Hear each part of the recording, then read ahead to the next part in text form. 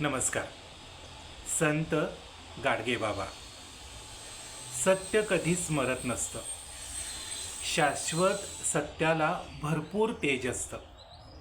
सत्यात प्रचंड अशी ऊर्जा आणि शक्ती असते. सत्यामध्ये अमर्याद असं तेज लपलेलं असतं. अन्यायानं मिळवलेली कुठलीही गोष्ट किंवा संपत्ती टिकत नसते. गुंडगिरी, कपट कारस्थानं, दहशत आणि धमक्या यातून मिळालेला मोठेपणा फार काळ टिकत नसतो. आणि तिनं मिळवलेला मोठेपणा आणि यश एक दिवस भस्म होऊन जातो, कारण सत्यच त्याला भस्म करतं. सत्यातून आलेलं हे जे बळ आहे ना, ते अतिशय उग्र असतं.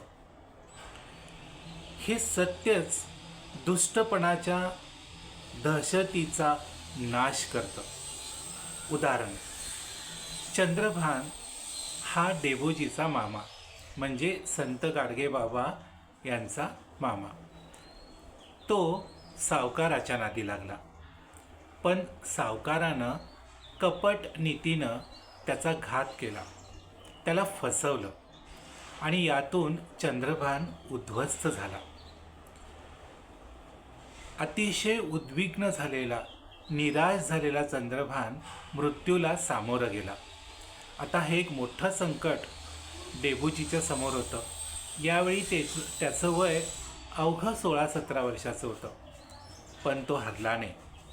संकट माणसाला लढायला शिकवतात हे लक्षात ठेवून डेबूजी पुन्हा शेतात राबायला लागला. खूप त्याने कष्ट केले आणि सावकाराचं सगळं कर्ज फेडलं, पण तरीही सावकार जमीन सोडायला तयार होईना.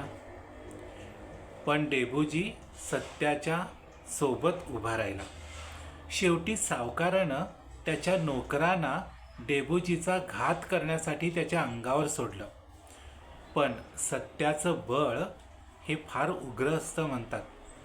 त्या सत्यानंच बळ दिलं डेबूजीला, आणि डेबूजीनं त्या सगळ्या नोकरांना चांगलं झोडपून काढलं, चांगलं बदडून काढलं. त्यांना जखमी केलं. हे सगळं बघून सावकारानं तिथून पळ काढला आणि डेबूजीचा जय झाला. अन्यायानं चिडून उठलेल्या या डेबूजीनं सावकाराच्या नोकरांना चांगलाच धडा शिकवला. सगळ्यांनीच तिथून पळ काढला. मित्रहो, सत्याचा जय झाला. म्हणूनच सत्यातून आलेलं बळ हे अतिशय उग्र असतं.